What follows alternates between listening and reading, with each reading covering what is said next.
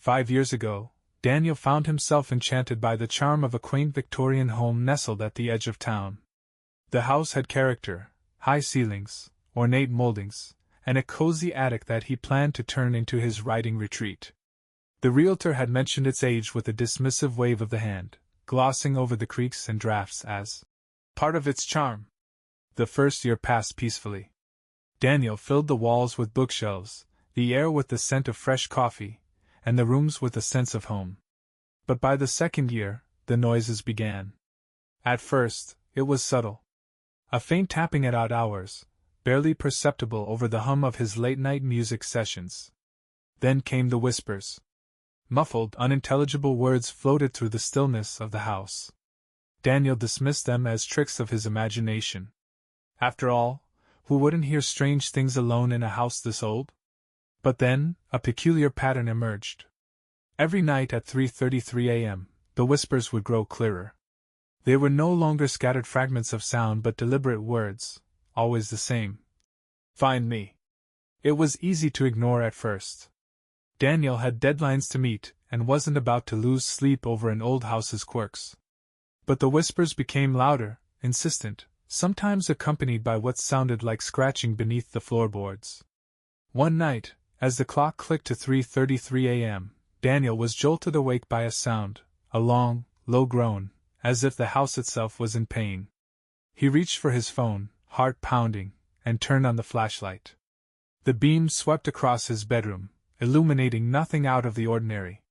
Yet the groaning continued, echoing beneath his bed. Swallowing his fear, he knelt and peered into the darkness below. Nothing but an expanse of wooden floor stared back. He was ready to dismiss it entirely when his fingers grazed something odd, a slight groove in the wood. A hidden latch. Daniel hesitated. The whispers had ceased the moment he touched it, leaving the room in an unnerving silence. He pulled at the latch, and the wood lifted with a creak, revealing a narrow tunnel that descended into darkness. This was only the beginning. What lay beyond that hatch would change Daniel's life, and sanity, forever. Daniel's breath caught as he stared into the void beneath the floorboards. The beam of his flashlight barely penetrated the inky blackness, illuminating a stone staircase slick with moisture. The air that wafted up was cold and damp, carrying with it the faint metallic tang of rust, or was it blood? He couldn't tell, and the ambiguity made his stomach churn. He hesitated, torn between slamming the hatch shut and convincing himself this was all just a stress-induced hallucination. But something deeper, a morbid curiosity, perhaps, compelled him forward. Against his better judgment, he swung his legs over the edge and began to descend. The steps were narrow and uneven, forcing him to brace himself against the damp stone walls. The further he went, the more oppressive the air became, as if it were thickening around him. It felt wrong, like he was trespassing somewhere he wasn't meant to be. After what felt like an eternity, his feet touched solid ground. He found himself in a small, circular room carved entirely out of stone. The walls were covered in scratches, shallow and chaotic, as if someone, or something, had been clawing at them for years.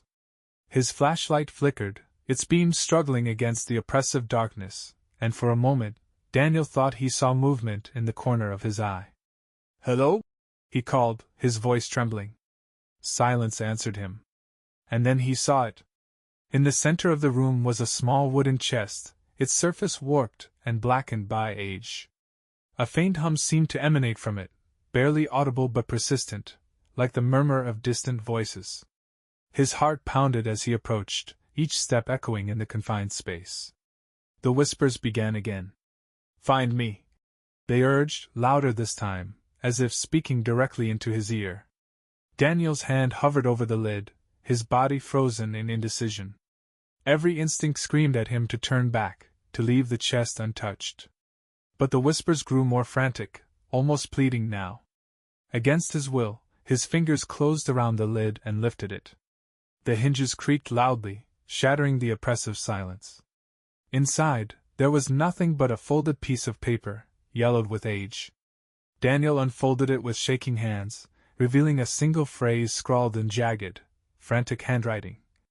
"The house remembers." The hum grew louder. The walls seemed to pulse as if alive, and the scratches on their surface began to shift, rearranging themselves into incomprehensible symbols. A sudden gust of wind extinguished his flashlight, plunging him into total darkness.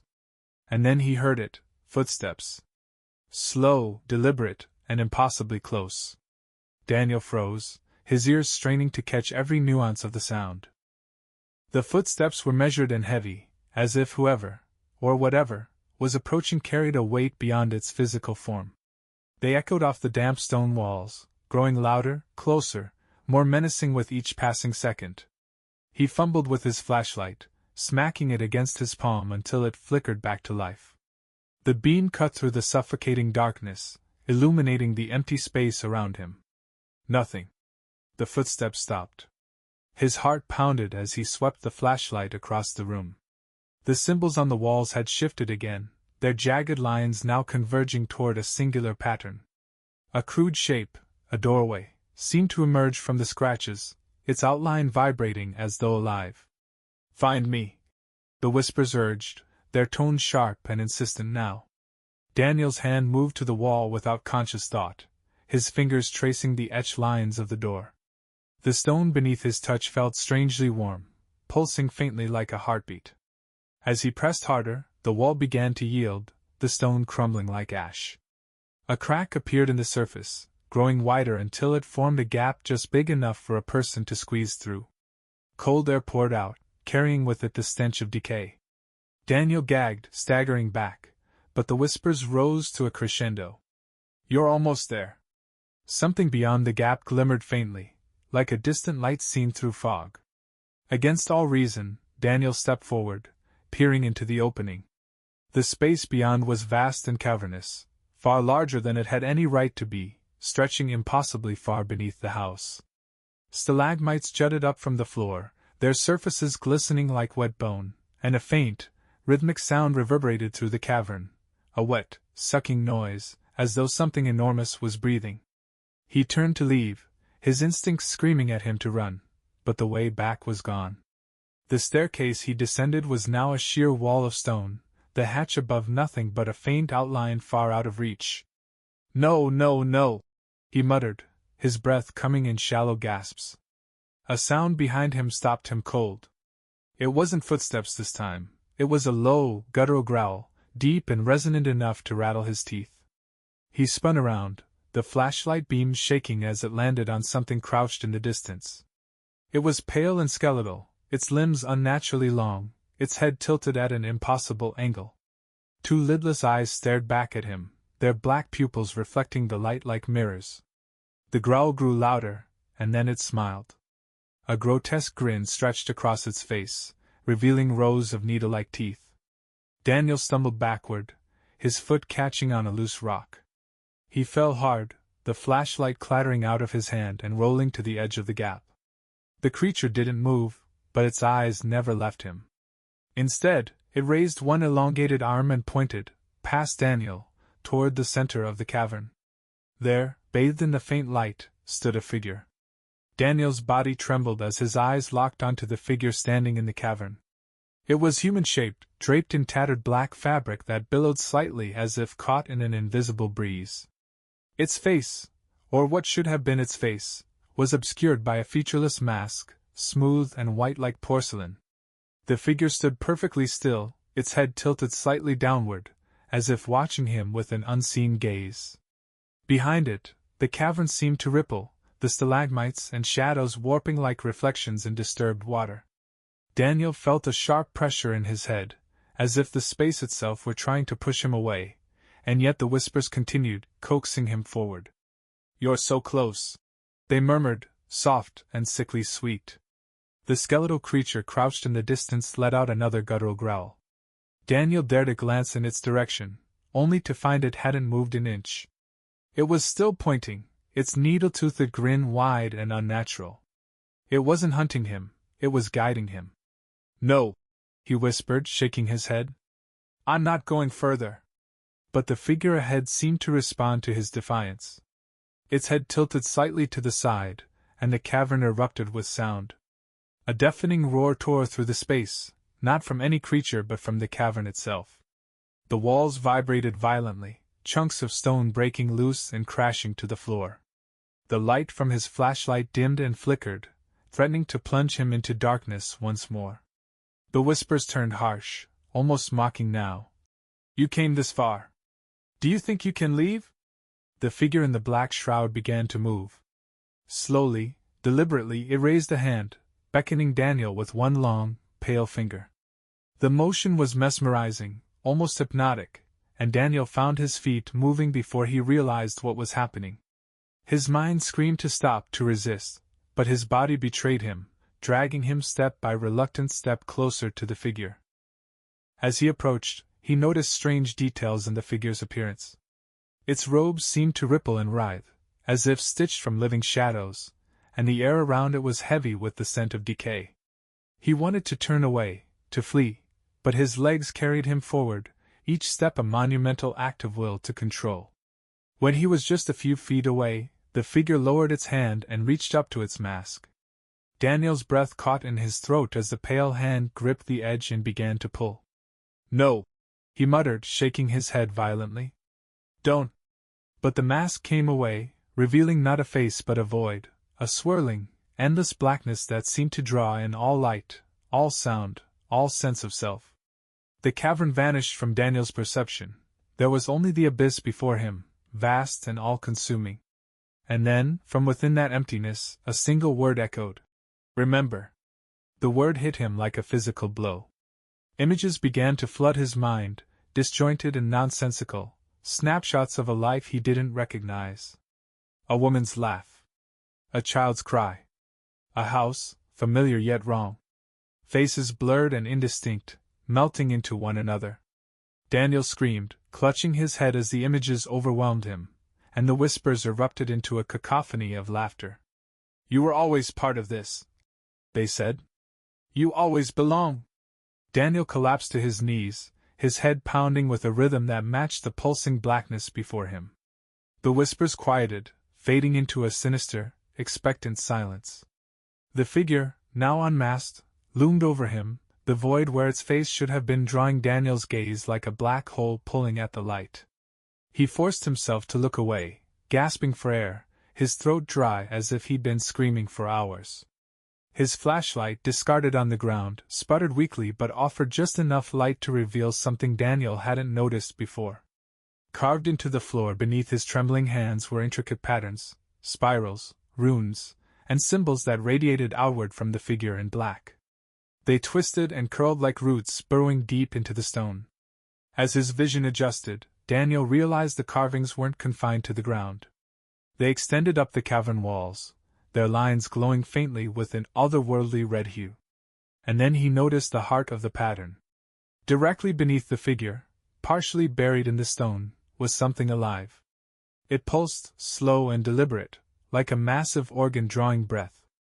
The texture was smooth and pale, disturbingly flesh-like, and veins the size of tree branches spread from its core, embedding themselves into the cavern floor. Each pulse sent a shudder through the room, as if the cavern itself was part of the living thing. What is this?" Daniel choked out, his voice barely above a whisper. The whispers returned, soft and mocking. "It is the house. The heart. The memory." The skeletal creature from earlier had drawn closer, though it still kept its distance. Its grin seemed wider now, its long fingers gesturing toward the pulsating mass beneath the figure. "This house chose you," the whispers said. "It needed you. It called you." Daniel shook his head violently, trying to make sense of the words. "No! This isn't real. None of this is real." The void-faced figure tilted its head, almost inquisitively, as if amused by his defiance. It raised its hand again, but this time, instead of beckoning, it pointed. Its pale finger directed him toward the pulsating mass, and Daniel felt his legs move involuntarily. His bare feet dragged across the cold stone, closer to the horrifying center of the carvings. As he neared the mass, the whispers grew more urgent. "Touch it! Remember!" "No!"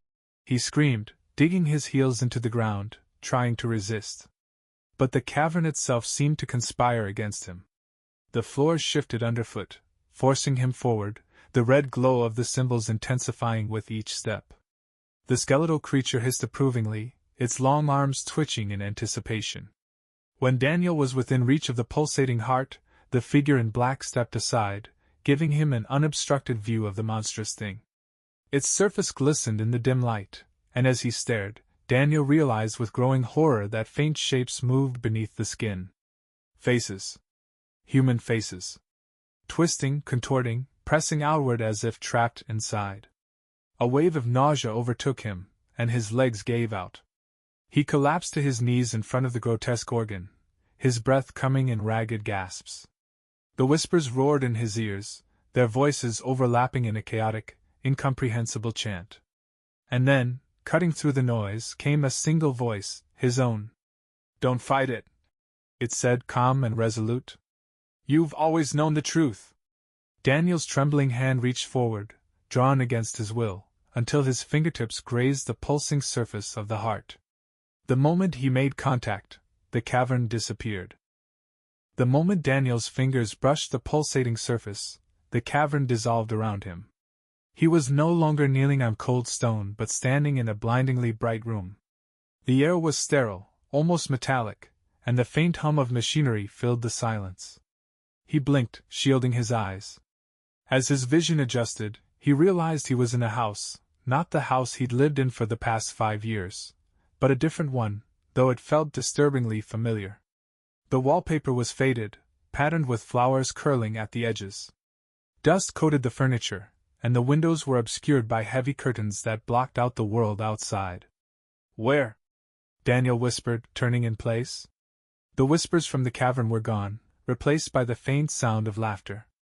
It was soft at first, like distant echoes, but it grew louder and clearer until it seemed to fill the room. Children's laughter. He spun toward the sound and froze. 2 figures stood in the doorway, a boy and a girl, no older than 6, their faces blurry and indistinct as though viewed through frosted glass. They were holding hands, their small bodies swaying slightly, their laughter eerily synchronized. "Who are you?" Daniel asked, his voice trembling. The children didn't answer. Instead, they turned and ran down the hallway, their footsteps barely making a sound. Something about their movements felt wrong, like they weren't bound by the rules of gravity. Their legs moved, but they seemed to glide, their feet skimming the ground. "Wait!" Daniel shouted, chasing after them. The hallway stretched impossibly long, the walls narrowing as he ran. The children's laughter echoed ahead, taunting him, leading him deeper into the house. Doors lined the hall, each one slightly ajar, revealing glimpses of rooms that felt painfully familiar: his childhood bedroom, a kitchen where he remembered burning his hand on the stove, a living room with a sagging couch he hadn't seen in decades. Memories flooded back unbidden, jarring and fragmented. A woman's face, his mother?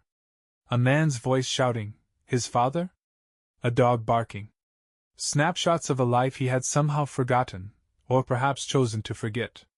The hallway ended abruptly, depositing him into a cavernous room. At its center stood a dining table, impossibly long and laden with rotten food. The air was thick with the stench of decay, and flies buzzed over the molded remains of a feast that seemed decades old. Seated at the table were people, or what was left of them. Their faces were gaunt, their skin stretched tightly over bones, and their eyes were hollow black pits. Despite their grotesque appearance, they were eerily still, their hands resting neatly on the table as if waiting for a meal to be served. At the head of the table sat the void-faced figure, its shadowy robes cascading onto the floor. It turned toward Daniel as he entered, and though it had no face, he could feel its gaze piercing him. "This is your home," it said, its voice echoing like a dozen overlapping whispers. "Your true home." "No," Daniel said, shaking his head. "This isn't mine. I don't know these people." The figure raised a pale, skeletal hand and gestured toward the end of the table. There, standing silently, were the 2 children. This time, their faces were clear. Daniel's breath caught in his throat. He knew them. He didn't know how, but he knew them. The boy's freckled cheeks. The girl's crooked smile. They stared at him with wide, unblinking eyes, their gazes filled with an emotion he couldn't quite place. Recognition? Sadness? Accusation? "This is your family," the figure said. "The family you abandoned." "No," Daniel whispered, his knees buckling. He clutched his head as more memories surged forward, threatening to drown him. Birthdays, holidays, quiet nights by the fire. And then, the screaming. The fire. The sound of collapsing wood. The smell of smoke and burnt flesh. "I didn't." Daniel's voice cracked. "It wasn't my fault. I didn't mean to leave them." The figure leaned forward, its void-like face filling Daniel's vision. "The house remembers," it said. "And so do they." The laughter of the children turned to screams. The figures at the table began to move, their skeletal hands scraping against the wood as they reached for him. Daniel staggered backward, his heels scraping against the warped wooden floor as the figures at the table began to rise. Their movements were stiff and unnatural, as though their limbs were controlled by invisible strings. The children stood at the far end, their gazes locked on him, their expressions unreadable. "This isn't real," he muttered, shaking his head as he tried to retreat. "This isn't real." But the whispers returned, a chorus of mocking voices echoing through the cavernous space. "It's as real as you are." One of the skeletal figures reached for him, its bony hand curling around the edge of the table. A soft groan escaped its throat as it pulled itself upright, its eyeless sockets fixed on Daniel. Behind it, the others began to follow, their emaciated forms dragging themselves free of their seats. The void-faced figure at the head of the table remained still, its shadowy robes billowing faintly. Its presence was an anchor, holding Daniel in place even as his instincts screamed at him to flee. "You cannot leave," it said. "You are bound to this place, just as they are." "I don't belong here," Daniel shouted, his voice raw with desperation. The figure tilted its head, a gesture of something akin to amusement. "Don't you? Look closer." Daniel's gaze darted to the table, and for the first time, he truly saw the faces of the skeletal figures. Recognition hit him like a sledgehammer. Their features, though warped and decayed, were achingly familiar. The man with the sunken cheeks, his father. The woman with the hollow eyes, his mother. And further down the line, more faces, blurred by time but still distinctly part of his past. His legs gave out, and he fell to his knees, his breath coming in ragged gasps. "No," he whispered. "No, they're gone. They're dead. Because of you," the void-faced figure said. Its voice was calm, devoid of accusation, yet the words carried a weight that crushed him. The children at the far end of the table began to move, their steps eerily silent as they approached. The boy's freckles. The girl's crooked smile. The memories came flooding back, the sound of their laughter, the warmth of their hugs, the weight of their small hands in his. And the fire. It was an accident. He had told himself that so many times it had become a mantra. The old house, the faulty wiring, the escape he barely managed. But now, as he knelt before the remnants of his family, the truth clawed its way to the surface. "You left us," the boy said, his voice hollow yet heavy with emotion. "You ran. I tried to save you," Daniel choked out, tears streaming down his face. "I tried. You abandoned us," the girl said, her tone sharper, cutting through his protests like a knife. The whispers rose again, louder, overlapping. "You left. You escaped. You forgot." Daniel pressed his hands to his ears, trying to block out the voices, but they only grew louder, filling every corner of his mind. The void-faced figure stood and extended a hand toward him. "It is time to take your place." "No!" Daniel screamed, scrambling to his feet. "I'm not staying here. I won't!" The skeletal figures lunged for him, their bony hands reaching out with unnatural speed. Daniel turned and ran, bolting for the doorway he had entered through. But the house was no longer the same. The hallway was gone, replaced by a swirling void of shadows and whispers. He had nowhere to go. Behind him, the void-faced figure's voice echoed with finality. "The house remembers, Daniel. And so will you." Daniel ran blindly into the swirling void, his heart hammering in his chest. The whispers and laughter followed him, relentless, as though the house itself mocked his futile escape. The walls, once solid and familiar, seemed to pulse and twist, warping into grotesque shapes that defied logic. "Stop running," the whispers urged, their tone almost playful. "You'll never leave." Daniel's breath came in ragged gasps, his legs burning as he stumbled through the labyrinth of shadows. Just as despair threatened to consume him, a faint glow appeared in the distance. A door, outlined in dim, flickering light, stood at the end of the corridor. It shouldn't have been there. Nothing about this space made sense anymore, but the sight of the door sparked a flicker of hope. If he could just reach it, maybe, just maybe, he could escape. Summoning every ounce of strength, Daniel sprinted toward the light. The air grew colder with each step, a biting chill that seeped into his bones. The whispers quieted, replaced by a heavy silence that pressed down on him like a physical weight. When he reached the door, he hesitated. Its surface was unlike any wood he'd ever seen, smooth and black, with faintly glowing veins of crimson coursing through it, like blood flowing beneath translucent skin. There was no handle, just an ornate keyhole in the center. From behind, the whispers returned, louder and more urgent. "Open it! You don't belong here." Daniel's hands trembled as he reached out. "What's on the other side?" he whispered, half to himself. "Freedom," the whispers promised. But their tone was wrong, too eager, too hungry. Still, he had no choice. As his fingers brushed the surface of the door, the keyhole began to glow, and the veins pulsed with a rhythm that matched his own racing heartbeat. The door creaked open with agonizing slowness, revealing a blinding white light. The moment he stepped through, the air changed. The oppressive cold of the house was replaced by a sweltering heat, thick and suffocating. He blinked against the brightness, his vision gradually adjusting to reveal a stark, barren landscape. The ground beneath his feet was cracked and dry, stretching endlessly in all directions. The sky above was a sickly yellow, its horizon flickering as though it were aflame.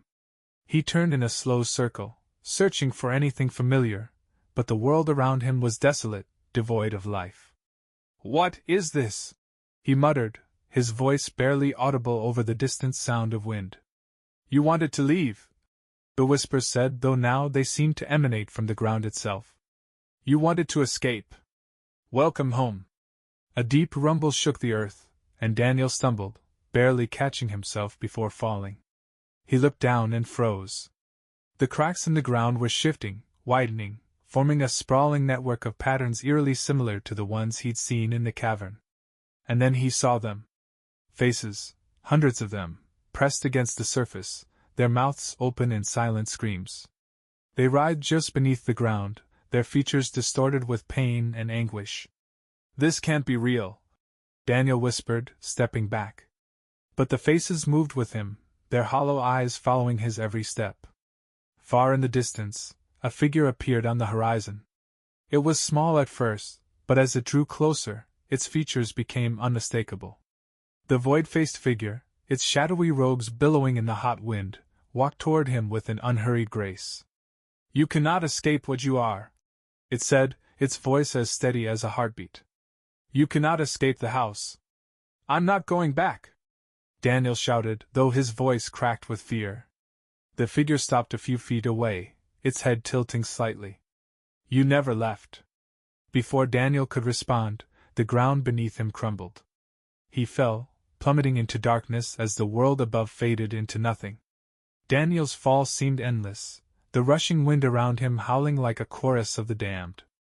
His screams were swallowed by the void, and the darkness pressed against him, cold and suffocating. Just as he thought he would fall forever, he hit the ground with a bone-jarring thud. The impact left him gasping, the air forced from his lungs.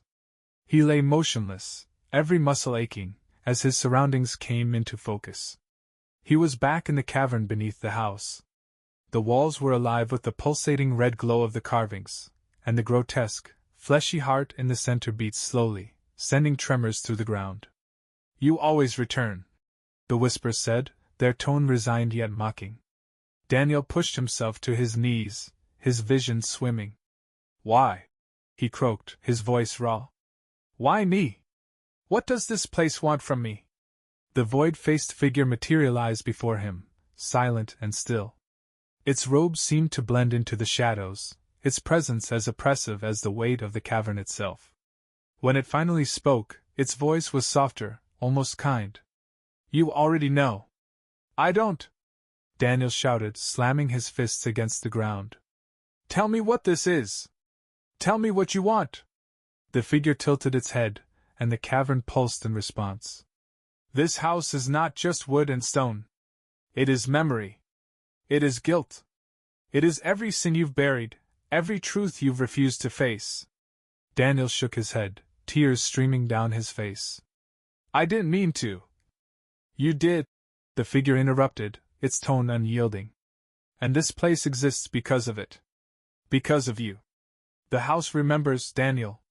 It always will." The heart in the center of the cavern began to beat faster, the veins spreading further across the ground and up the walls. The faces within its flesh grew more distinct, their features contorted with anguish. One by one, they turned to look at Daniel, their eyes hollow yet accusing. His mother. His father. The children. His wife. "No," he whispered, backing away. "No, you can't. This is your legacy," the figure said. "Every step you take, every breath you draw, feeds this place. You are the architect of your own hell." The heart pulsed violently, and the cavern walls began to close in. The red glow intensified, filling Daniel's vision until he could see nothing else. The whispers erupted into a deafening roar, overlapping voices that drowned out his thoughts. And then everything stopped. Silence. Darkness. When Daniel opened his eyes, he was back in his house. The morning sun streamed through the windows, and the air was warm and still. For a fleeting moment, he thought it had all been a nightmare. But the house was different. The walls felt alive, their surfaces faintly pulsing beneath his fingertips. The air carried a faint metallic tang, and the familiar whispers lurked just beneath the edge of hearing. He stepped into the living room and froze. The mirror above the fireplace reflected not his image, but the void-faced figure, its shadowy robes blending into the room's dim light. "You cannot escape," it said. "You are the house now." Daniel's reflection dissolved into the darkness, and the whispers erupted into laughter.